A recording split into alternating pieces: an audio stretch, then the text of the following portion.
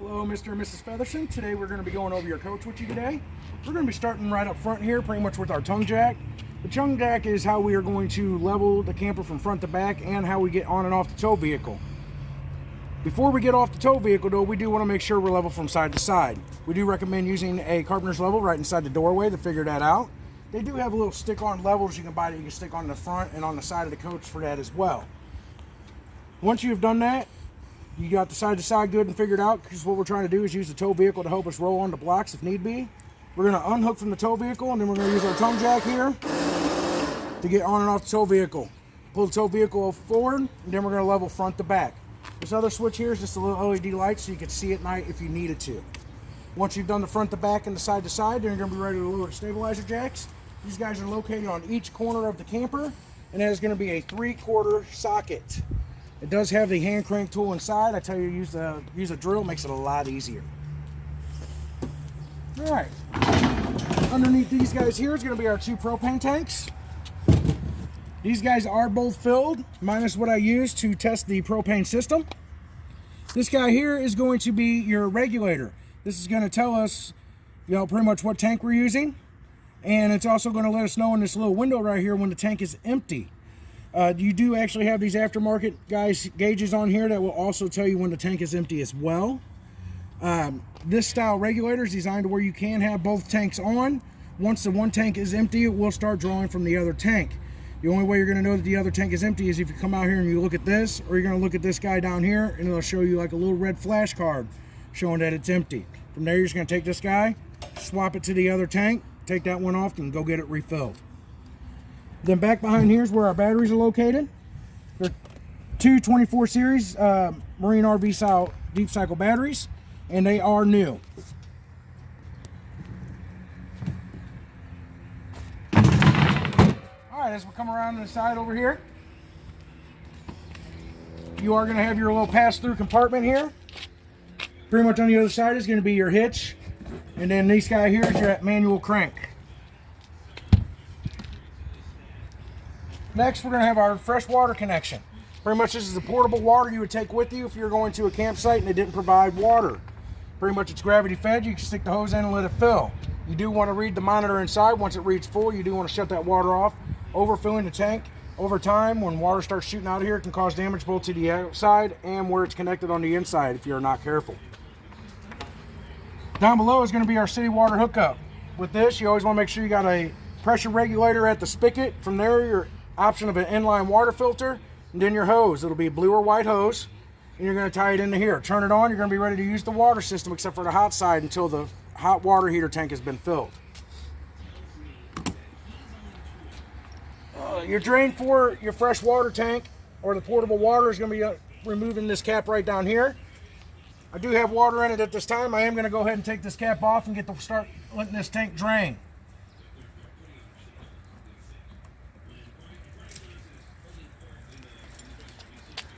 This cap here will be sitting right inside our little compartment area right here. I'll show you how to open and close our slide once we are inside. As you see here, there's a warning sticker. There's a warning sticker on the other side as well. This is pretty much just to make sure that you are checking the lug nuts on your tires.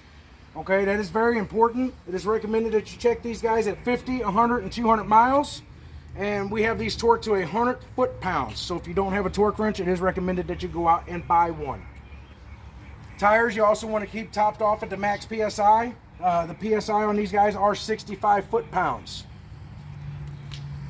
Next is where our power cord is. It pretty much feeds right into the coach, and it will pull out.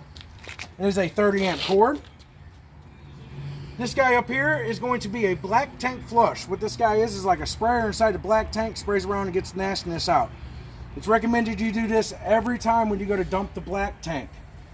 Alright, you're just going to pretty much hook up your hose, turn it on, and it'll start cleaning. On the back side of this is a one-way check valve.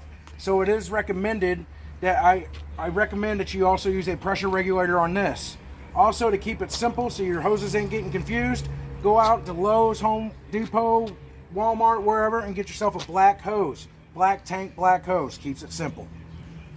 Down below is going to be our outside shower. Your options are hot and cold water from here. This is going to be a 751 key. Down below is where our dump is.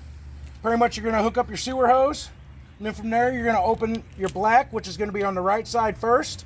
Start dumping, do your flush. Once you're done, you get to see good clean water coming out. You're going to close this valve, then open your gray on the left side. It is prepped for satellite. On the back side here, we do have the option for an observational backup camera. Kind of help you get into your parking spots if you are backing in. It is pre-wired. We do have our spare tire here as well. And then we got the ladder to the roof. The ladder for the roof is just mainly to go up and inspect the roof. It's not to go up there to have parties or anything like that. We're just looking for air bubbles that may occur in the ceiling or in the sealant. And over time, it will get dry out and start cracking. When that happens, you want to clean that and put new lap sealant over it. As we come around the corner here, we're going to have our little outside kitchen area here. This guy here has a little locks here that you open up to lock him in. From here we got our outside fridge. This guy is 110 only, and it does have to be plugged in for it to have power. And you can adjust the temperature on that as well. Then we got our little countertop here underneath.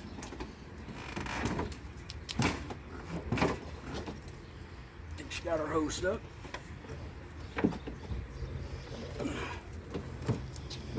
Pull the hose, you pull this guy out, and this will lock it in so it doesn't slide back in on you. This hose here is going to be for your outside grill. This guy just simply goes around and will tie into here. It's just a simple quick connect. A lot of times I just keep this guy kind of stored up here up top here. Try to keep it so it doesn't happen what happened in our video here. But these sides actually also do slide out on each side.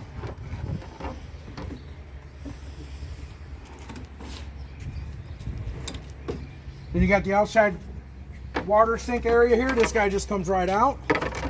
This guy here, as you see, is just another quick connect. Just snaps right in, and then you got the options of hot and cold water from this guy, and it is adjustable.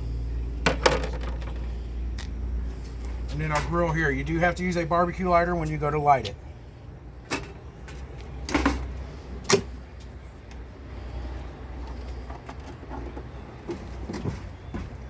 And then this tray here is just pretty much for your fridge.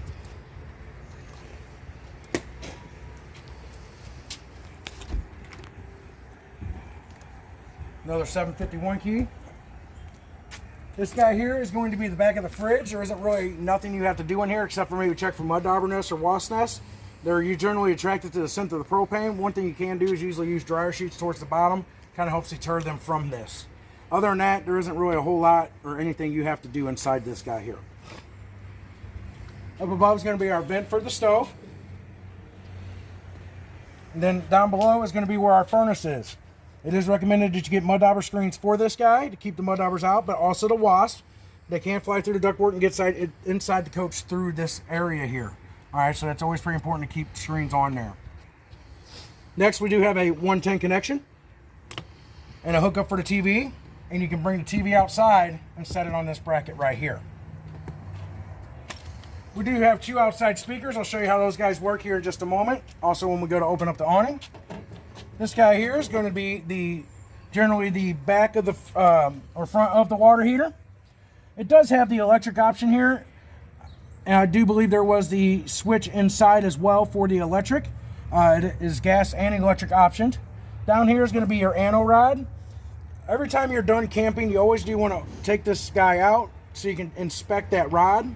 But also, this is how we drain the water heater. You open this to relieve the pressure. You take this guy out. It's a 1 1/16 socket. Take that out, you're able to inspect that guy. It starts out the size of a dime and works its way down to the size of a coat hanger. What it's doing is it's attracting the impurities in the water so it attacks that rod and not the tank.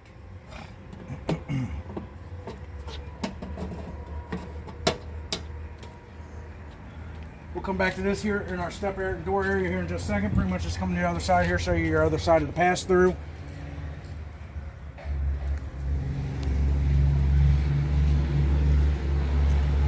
So for our door here, as you see, we got during travel, this is always going to be like this, like so. So open that guy, and then you guys will have a purple key to operate your entry door. Pretty much with the entry door here, you can remove the screen, so you could have just the screen if you wanted to, and this closes off to keep the bugs out. Then this here is when you're inside, locks your deadbolt at night.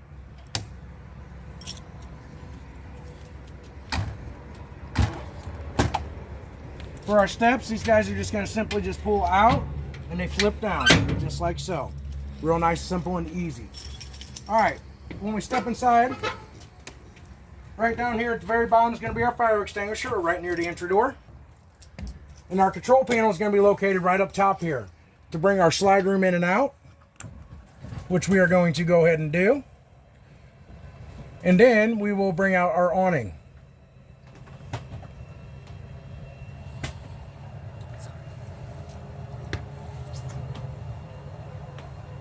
You do always want to make sure that you are checking for obstructions of the slide room when it was coming in or out. Anything in the way of the slides can damage whatever's in the way of the slide, but also cause damage to the slide itself as well. Alright, then to bring our awning out.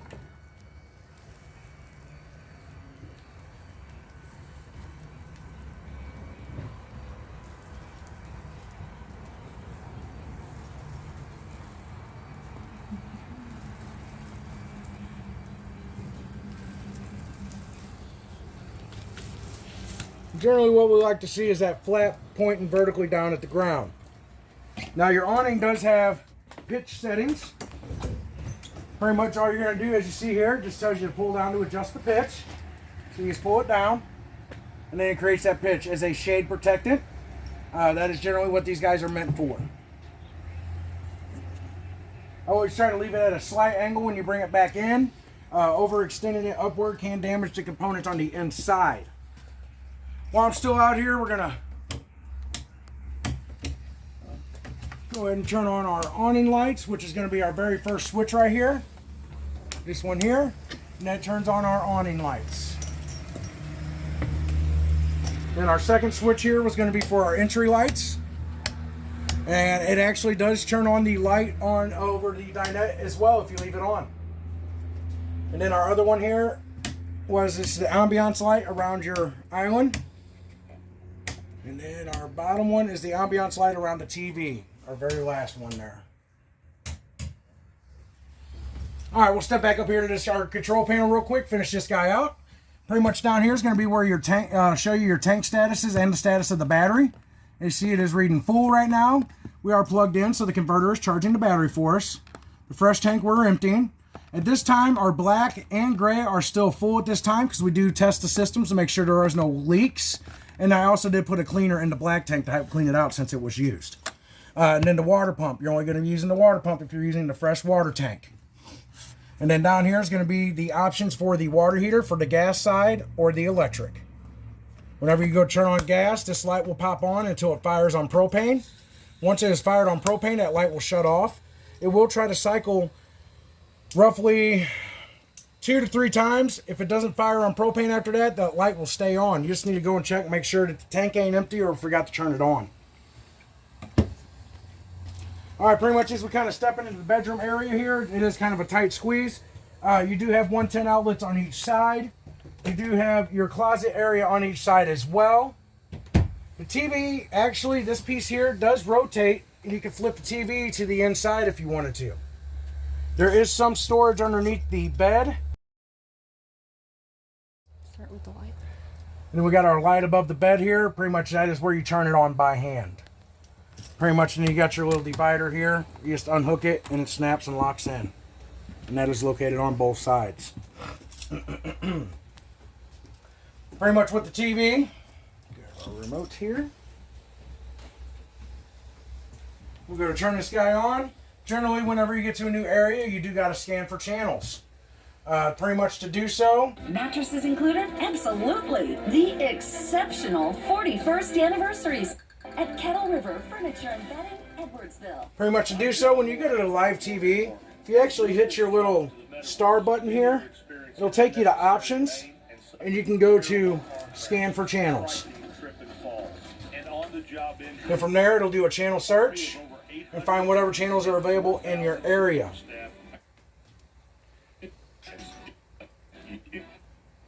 Power it up. Next is going to be our radio here. Pretty much when you go to turn it on, this guy is also, will play CDs, but is also the DVD player. It does not play Blu-rays. So right now we're hearing our speakers inside. That's going to be speaker zone 1. Speaker zone 2 are your outside speakers.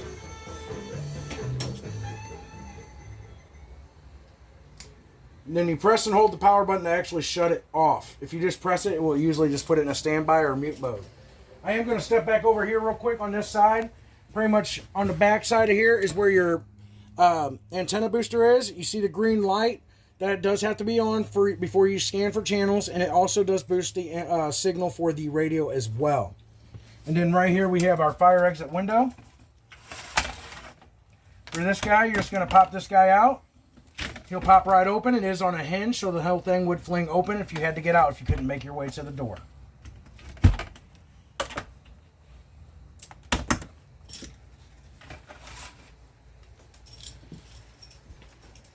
Next, we do have our dinette area. This guy does actually fold down into a bed.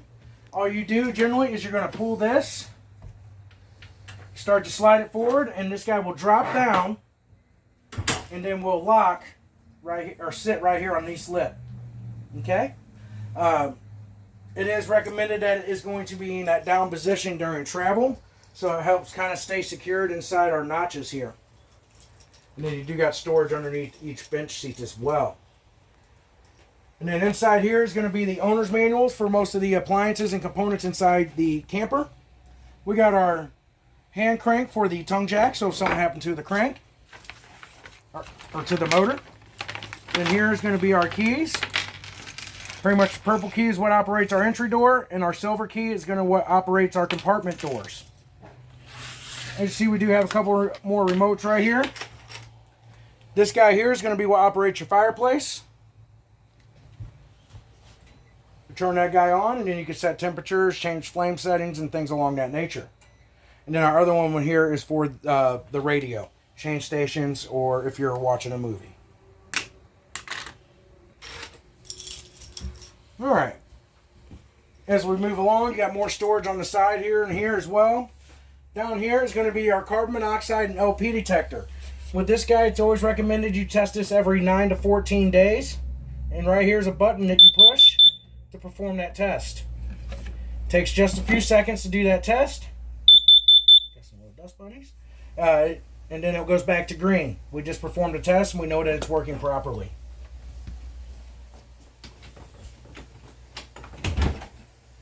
Then inside here is going to be where the bathroom is located. Pretty much you got your GFCI. It is so if some of the outlets does not work around the coach, check this guy, make sure it isn't tripped.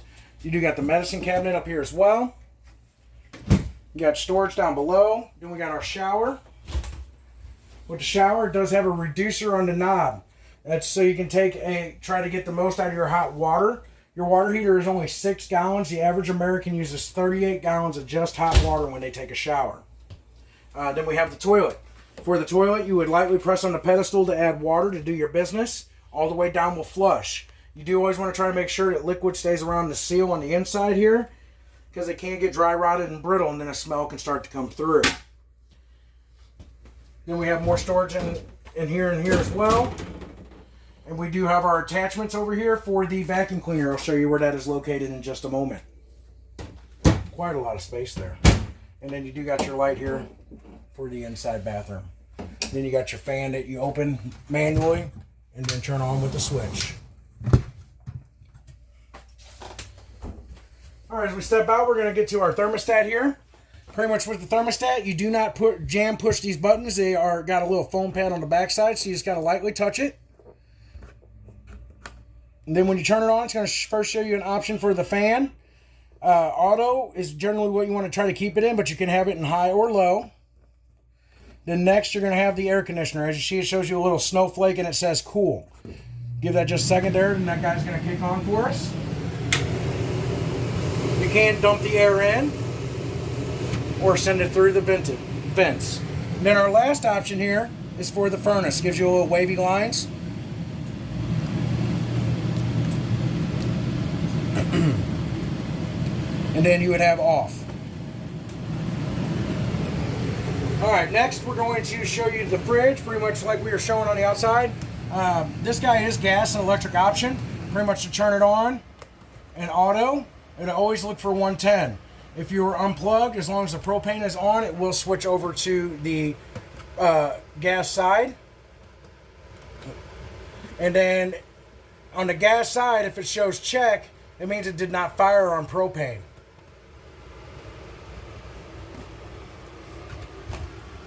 Pretty much you got the freezer side, or freezer up top. You can store things on the door. And then we got the fridge side. You can adjust the thermostat in here, making it colder in here or warmer. Down below is where our fuse panel box is located. So pretty much anything that runs off the Sure Power or 110 is going to be on the breakers. Anything that runs off the battery is going to be on the fuses. And the thing is, they got everything nicely labeled right here for what is what for you guys.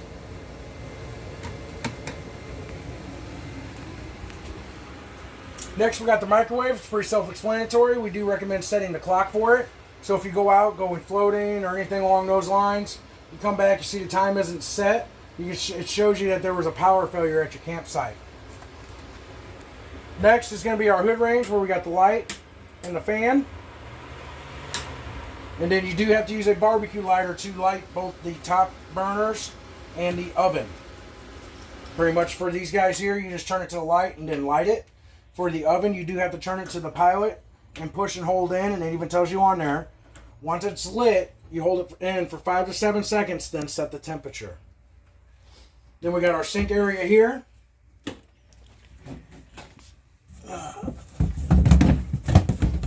Down here, behind this panel,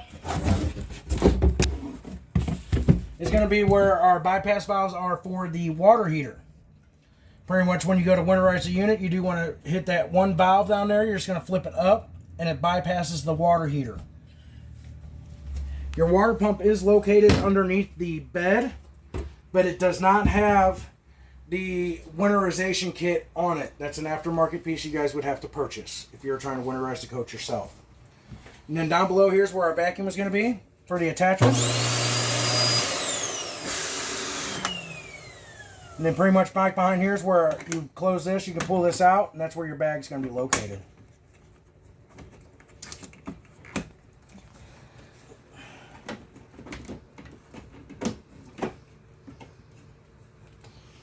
Alright, and then from there we have made our way back to the door. Hopefully I have been knowledgeable enough for you guys on your camper, and you guys get to go out and enjoy this soon before the winter time. Thank you and have a wonderful day, Mr. and Mrs. Featherston.